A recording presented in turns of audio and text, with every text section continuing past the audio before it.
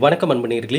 இந்த அற்புதமான நேரலைக்கு வரக்கூடிய அனைத்து நல்ல உள்ளங்களுக்கும் வணக்கங்கள் மற்றும் வாழ்த்துக்கள். தொடர்ந்து நம்ம பார்த்துட்டு இருக்கிற எல்லா பதிவுகளும் உங்களுக்கு நல்லதை கொண்டு வந்து சேர்த்துட்டு இருக்குன்னா, அந்த நல்லதை கேட்டது நீங்கள் தான், விரும்பினது நீங்கள் தான், தேடிட்டு இருக்கிறது நீங்கள் தான். ஒரு மனிதன் வாழ்வில் எதை தேடுகிறானோ அதை ஒரு நாள் நிச்சயம் அடைவான். இன்றைக்கி நம்ம யோசிக்கக்கூடிய சிந்தனைகளும் செயல்களும் நாளைய எதிர்காலமாக அமையுதுன்றதை நீங்கள் தெளிவாக புரிஞ்சுக்கணும். அந்த வகையில் இந்த பதிவு தனிமரமாய் நிற்கும் மேஷம் ராசினர். ஒவ்வொருத்தருடைய வாழ்க்கையிலுமே இந்த சூழ்நிலை வராமல் போகாது. கண்டிப்பாக ஏதோ ஒரு சூழ்நிலையில் நம்ம தனிமரமாக நிற்கிறோமே அப்படின்ற ஒரு ஒரு மன அழுத்தம், ஒரு மன சூழ்நிலை அவர்களுக்கு பல உண்மைகளை கொண்டு வந்து கண் முன்னாடி நிறுத்தும். அப்போ நீங்கள் அந்த மன அழுத்தத்துக்கு அதிகமாக இடம் தராமல் நம் கண்முன் வந்து நிற்கக்கூடிய உண்மைகள் என்னன்றதை அந்த நேரத்தை கண்ணை திறந்து பார்த்து தெரிஞ்சுக்கிட்டீங்க, புரிஞ்சுக்கிட்டீங்க அப்படின்னா எதிர்காலத்தை நல்லபடியாக நீங்கள் தெளிவாக அமைச்சுக்கலாம். இதற்காக தான் இந்த சூழ்நிலை வந்துச்சுன்ற அந்த உண்மையும் நீங்கள் புரிஞ்சுக்குவீங்க. ஆகவே இந்த பதிவு மேஷம் ராசினருக்கு பல வகையில் நல்லதை கொண்டு வந்து சேர்க்கும்னு நான் நம்புகிறேன். இதுவரை விடை தெரியாத கேள்விகளுக்கு விடை கிடைக்கும்னு நான் நம்புகிறேன். ஆகவே ஸ்கிப் பண்ணாமல் முழுமையாக பாருங்கள். பார்த்துட்டு உங்கள் நண்பர்கள், உறவினர்கள், உங்களுக்கு பிடிச்சவங்க எல்லோருக்குமே ஷேர் பண்ணுங்கள். எல்லோருமே வாழ்க்கையில் நல்லா இருக்கட்டும். எப்படி நம் பதிவுகள் பார்த்தவர்கள் மனதிலெல்லாம் நல்ல மாற்றத்தையும் முன்னேற்றத்தையும் கொடுத்துருச்சோ, அதே போல தான் நம்ம நம்பிக்கையோடு தயாரித்து கொடுத்த நல்லதே நடக்கும் கந்திருஷ்டி சாம்பிராணி இன்றைக்கி வாங்கியவர்கள் அனைவரதும் வாழ்விலும் நல்ல மாற்றங்கள், நல்ல முன்னேற்றங்கள்.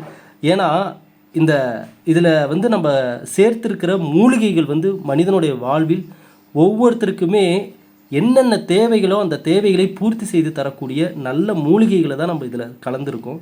இதில் எந்த கெமிக்கலும் கிடையாது.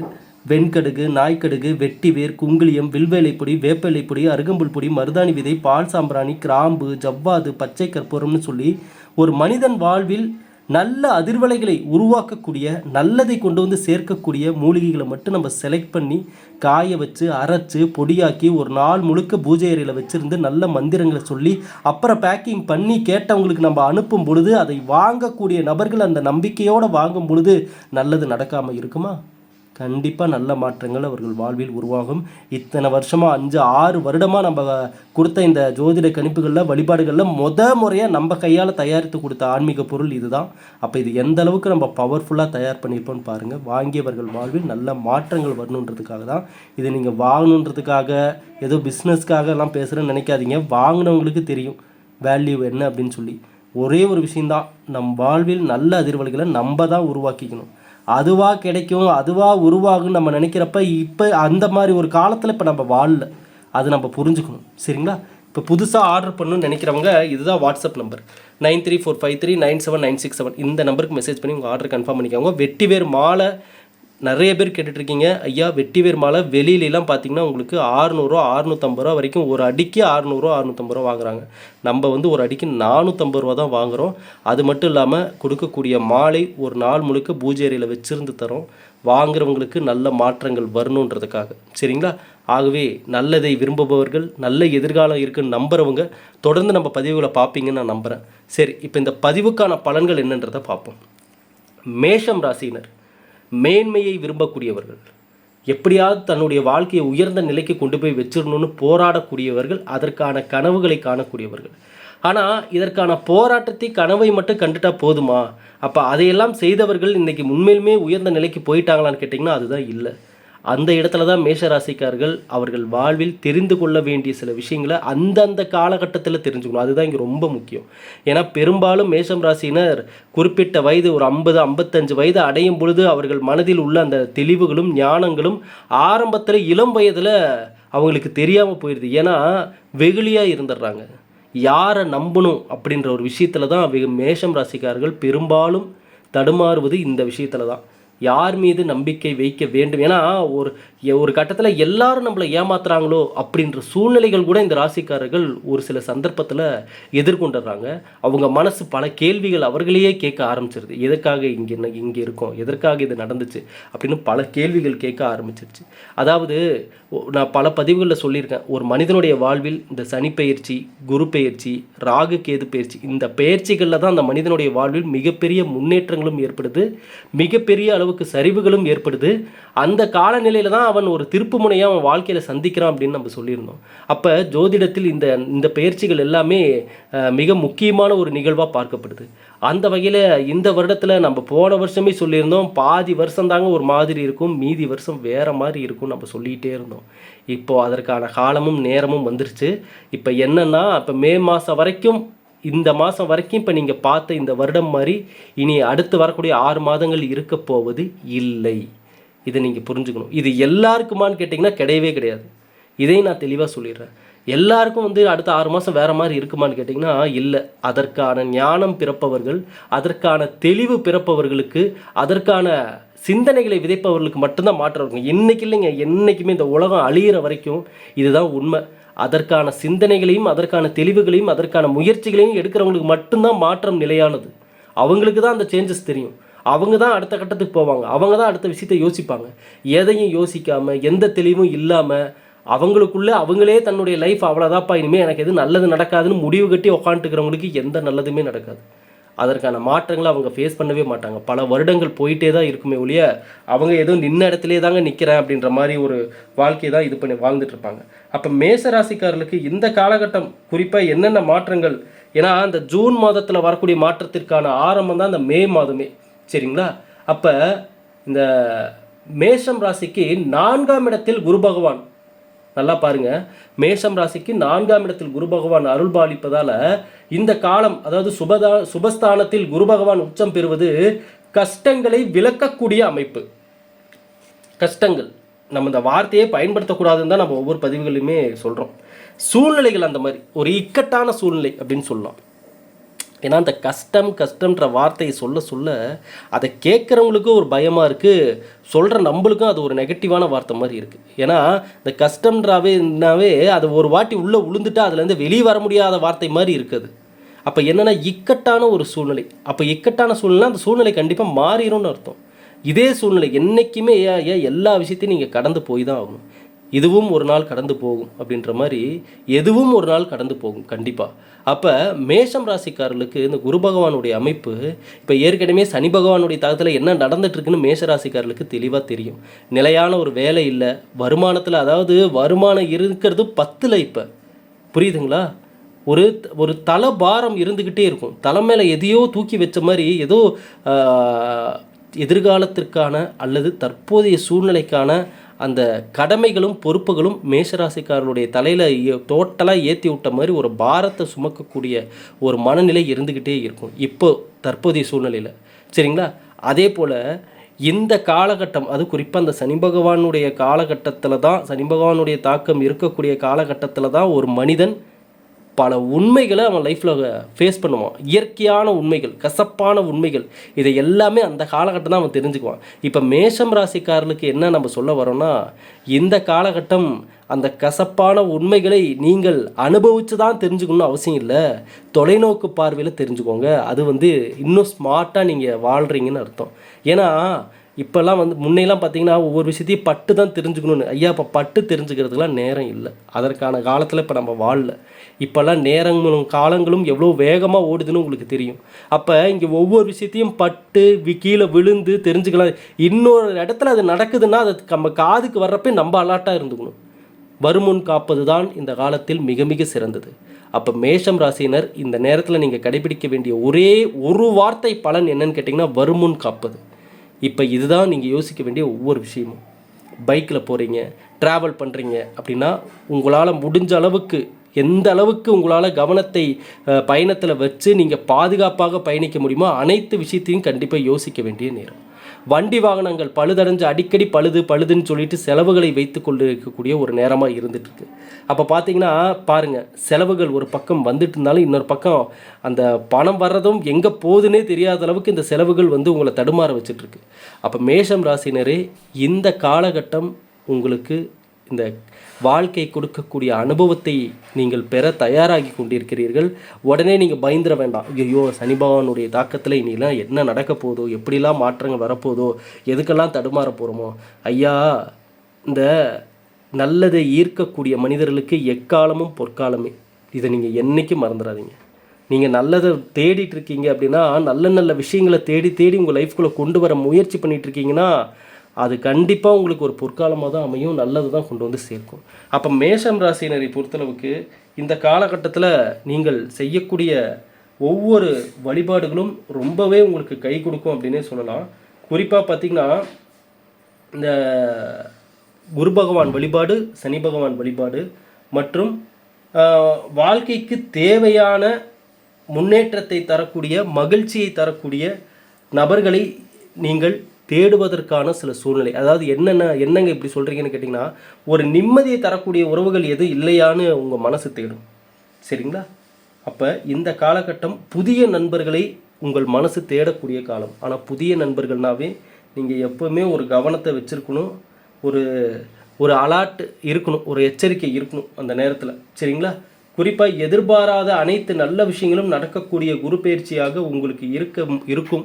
ஆனால் அந்த எதிர்பாராத நல்லதை நீங்கள் முழுமையாக அடையணும் அப்படின்னு சொல்லி நினச்சிங்கன்னா முருகன் வழிபாடு. நான் சொல்லிகிட்டே இருக்கிறேன், சில ராசிக்காரர்களுக்கு இந்த காலகட்டத்தில் முருகனுடைய வழிபாடு உங்களை தொடர்ந்து முருகன் பக்தனாகவே உங்களை மாற்றிடும். நீங்கள் எப்போவுமே முருகனுடைய பக்தனாகவே வாழ ஆரம்பிச்சிருவீங்க.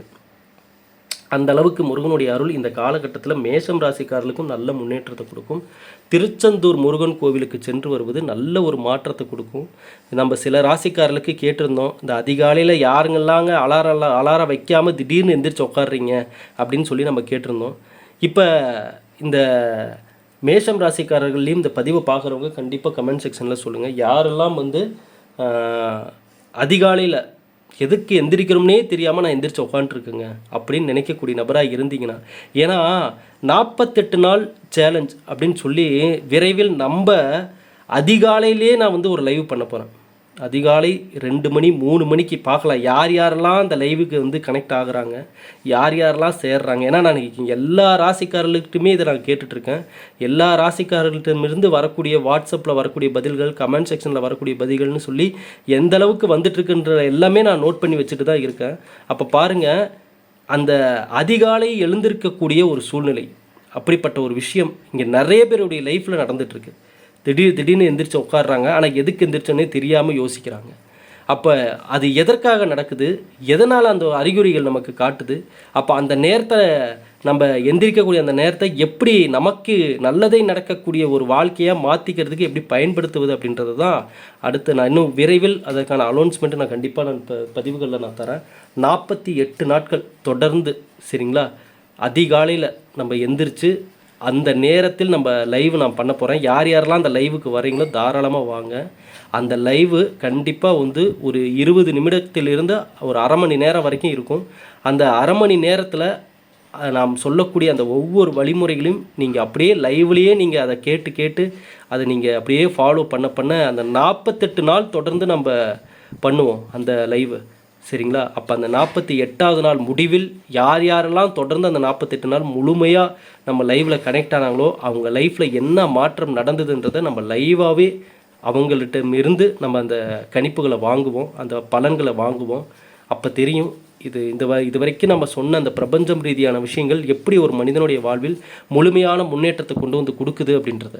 ஏன்னா இந்த காலகட்டத்தில் மேஷ ராசிக்காரர்களுக்கு இது எல்லாமே ரொம்ப தேவையான ஒரு விஷயம். ஏன்னா இப்போ கிரகங்கள் வந்து அந்தளவுக்கு சுமாரான பலன்களை கொடுத்துட்ருக்கு அப்படின்றப்ப இந்த சூழ்நிலைன்னு இல்லை, எந்த ஒரு சூழ்நிலையிலுமே நமக்கு நல்ல நேரமே இருந்தாலும் அந்த காலகட்டம் நீங்கள் நல்லதை ஈர்க்கக்கூடிய மனிதனாக எப்போவுமே இருப்பதற்கான வழிகளை கடைபிடிப்பது தான் புத்திசாலித்தனம். அப்போ மேஷம் ராசினர் தனிமரமாய் நிற்கிறமேன்னு நீங்கள் ஃபீல் பண்ணக்கூடாது. உங்களிடம் உங்கள் அருகில் இறைவனும் பிரபஞ்சமும் இருக்காங்கன்றதை மறந்துடாதீங்க. அவங்க இருந்துட்டாலே போதும், உங்களுக்கு கோடி உறவுகள் உங்கள் பக்கத்திலே நிற்கிற மாதிரி. ஏன்னா இந்த காலகட்டம் சொந்தக்காரங்க நண்பர்கள்னு சொல்லி அதாவது அந்த டைம் சரியில்லை, சூழ்நிலை சரியில்லை அப்படின்னா நம்மளை பார்த்து பயந்து ஒதுங்கினவங்க கூட இன்றைக்கி நம்ம முன்னாடி வந்து ஏளனமாக பார்த்து சிரிப்பாங்கம்பாங்க. அந்த மாதிரி சூழ்நிலைகள் தான் இப்போ மேஷராசிக்காரர்களுக்கு. அப்போ இந்த நேரத்தில் தான் உங்களுக்கு வந்து மன வலிமை அதிகமாக தேவை, தெளிவான ஒரு மனநிலை, இதுதான் ரொம்ப ரொம்ப முக்கியம். குழப்பத்துக்கு ஆளாகாமல் இருந்தாலே போதும். இந்த காலகட்டம் குழப்பம்தான் பெரும்பாலும் உங்களை சரியான பாதையில் பயணிக்க வைக்க விடாமல் தடுத்து நிறுத்திட்டு இருக்கு. அப்போ அந்த குழப்பத்தை உங்கள் பக்கம் வராமல் பார்த்துக்கோங்க. ஏன்னா அதுக்கு நிறைய பேர் அந்த வேலையை பார்ப்பாங்க. உங்ககிட்ட வந்து அதை பற்றி பேசுகிறது, இதை பற்றி பேசுகிறது, தேவையில்லாமல் விஷயங்களை பேசுகிறது, பல வருஷத்துக்கு முன்னாடி முடிஞ்ச விஷயத்தை பற்றி இப்போ மணிக்கணக்காக பேசுகிறது, கோபத்தை அதிகப்படுத்துவது. இந்த நேரத்தில் கோபம்தான் உங்களுக்கான முதல் எதிரி. கோபம் பாருங்கள், மேஷராசிக்காரர்களுக்கு சட்டுன்னு கோபம் வந்துட்டு இருக்கும் இந்த நேரத்தில். யார் பக்கத்தில் இருக்கிறாங்களோ அவங்க மேலேயே கோபத்தை அள்ளி வீசிகிட்டு இருப்பாங்க. அப்போ இந்த கோபத்தை கட்டுப்படுத்தி கொள்ளக்கூடிய ஒரு நேரம் இது, சரிங்களா? அதே போல் வார்த்தைகளில் கவனத்தை செலுத்துங்க. அதிகப்படியாக தேவையில்லாமல் பேசி பகைகளை உருவாக்கி கொள்ள வேண்டாம் இந்த நேரத்தில். ஏன்னா இந்த நேரத்தில் உங்களுக்கு நான் தான் சொன்னல, கோபம் அதிகமாக வரும், டென்ஷன் அதிகமாக இருக்கும். வேணும்னே உங்கள்கிட்ட பேசும்போது சில நபர்கள் வேணும்னே உங்களை ட்விஸ்ட்டு பண்ணி டென்ஷன் பண்ணி விடுவாங்க, கத்த வைப்பாங்க, பேச வைப்பாங்க. அப்போ என்னென்னா உங்களுக்கு தொடர்ந்து வரக்கூடிய கோபமும் டென்ஷனும் உங்களுக்கு உடல் அளவில் சில பாதிப்புகளை ஏற்படுத்தும். ஆகவே அமைதியுடன் மேஷம் ராசியினர் நல்லதை நோக்கி பயணிக்கக்கூடிய காலம் இது, சரிங்களா? அமைதி இந்த நேரத்தில் ரொம்ப ரொம்ப முக்கியம். குறிப்பாக வண்டி வாகனங்களில் பயணங்கள் செய்யும்போது கவனத்தை பயணத்தில் வைங்க. நீங்கள் போகக்கூடிய அந்த வழிகளில் கவனத்தை வச்சு தெளிவாக போங்க. ஏன்னா இந்த காலகட்டம் நீங்கள் ஓரமாக மெதுவாக போயிட்டு இருந்தாலும் திடீர்னு கண்ணு முன்னாடி அப்படியே இங்கே ஆர்ன் அடிக்காமல் வந்து வளைவாங்க, வேகமாக இடிக்கிற மாதிரி முன்னாடி வருவாங்க. இந்த மாதிரி சூழ்நிலைகள் எல்லாமே இப்போ நீங்கள் எதிர்கொள்ளக்கூடிய நேரம் இது. அப்போ என்னென்னா அந்த டக்குன்னு ஒரு பயம் மனசுக்குள்ளே வந்து போகும். அப்போ நீங்கள் கொஞ்சம் அப்படியே நிலத்தடுமாறுவாங்க, நிலையை தடுமாறக்கூடிய சூழ்நிலை உருவாகும். அதனால தான் நான் சொல்கிறேன், என்றைக்குமே இந்த காலகட்டம் நீங்கள் எந்த சூழ்நிலையிலும் நீங்கள் வெளியில் போகும்போது கவனத்தோடு போகணும். எங்கேயாவது தொலைதூர பயணங்கள் செய்கிறீங்கன்னா எடுத்துகிட்டு போகிற பொருட்கள் மீது கவனத்தை நீங்கள் செலுத்தணும், சரிங்களா? அங்கே வந்து நீங்கள் எதையோ ஒன்று நினச்சிக்கிட்டு, ஏன்னா இப்போ எதையோ ஒன்று நினச்சிட்டு தான் இருக்கீங்க மேஷராசிக்காரங்க. சமீபத்தில் இந்த ராசிக்காரோட ஜாதகங்கள் பார்க்குறப்ப கூட அவங்களே சொல்கிறாங்க, என்னென்னமோ எண்ணங்கள், ஒரு நிமிஷம் கூட நிம்மதியே இல்லை, எதையோ பற்றி யோசிச்சுக்கிட்டே தான் இருக்கிறோம்.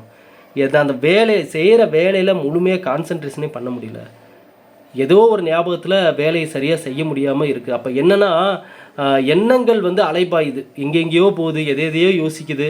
அதனால் வரக்கூடிய குழப்பங்களும் கவனச்சிதறல்களும் வேலைக்கு பல இடத்துல வந்து இவங்களுக்கு சிக்கல்களை ஏற்படுத்திகிட்டு இருக்கு. வேலை இல்லாமல், ஏன்னா சில பேருக்கு வேலை இழந்திருப்பீங்க இந்த காலகட்டத்தில். வேலை இல்லாமல் இருந்த மேஷராசிக்காரங்க இந்த அலைச்சல் உள்ள ஒரு வேலை கிடைக்கும்.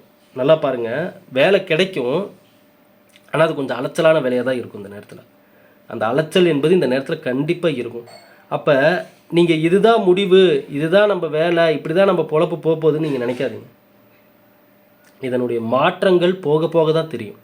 ஏன்னா நம்ம வந்து ஒரு நபர்கிட்ட நம்ம பேசும் பொழுது நம்ம சொல்லியிருந்தோம், ஐயா இந்த இப்படி நல்ல எண்ணங்கள், இப்படி நல்ல சிந்தனைகளோடு நீங்கள் வாழ ஆரம்பிங்க. நீங்கள் எதை நோக்கி பயணிக்கணும்னு நினைக்கிறீங்களோ, எந்த வேலையில் இருக்கிறீங்கன்னு நினைக்கிறீங்களோ, அப்போது அந்த வேலைக்கான விஷயம் உங்களுக்கு நல்லபடியாக நீங்கள் எதை நினைக்கிறீங்களோ அந்த வேலை நிச்சயமாக கிடைக்கும்னு நம்ம சொல்லியிருந்தோம். ஆனால் என்னென்னா அவங்களுக்கு கிடைச்சது வேறு ஒரு சாதாரண வேலை.